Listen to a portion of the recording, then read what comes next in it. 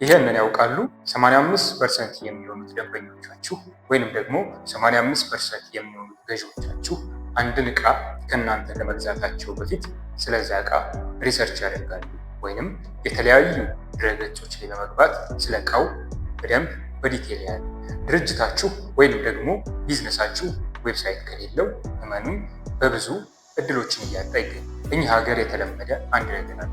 እሱም አንድ ድርጅት ወይም ደግሞ ቢዝነስ ዌብሳይት ያስፈልገዋል ተብሎ የሚታስበው ድርጅቱ በጣም ትልቅ ከሆነ ወይንም ድርጅቱ ብዙ ተጠቃሚዎች አሉት ተብሎ የሚታሰብ ሲሆን፣ ነገር ግን ማንኛውም አይነት ቢዝነስ ማለትም ትንሽም ቢዝነስ ሊሆን ይችላል፣ ትልቅም ቢዝነስ ሊሆን ይችላል፣ ሁሉም ቢዝነሶች ዌብሳይት ያስፈልጋቸዋል። አንድ ድርጅት ዌብሳይት አለው ማለት የደንበኞቹን ፍላጎት ወይም ደግሞ ለደንበኞቹ ያለውን ተደራሽነት በዛ መጠን ማስፋት ይችላል ማለት ነው።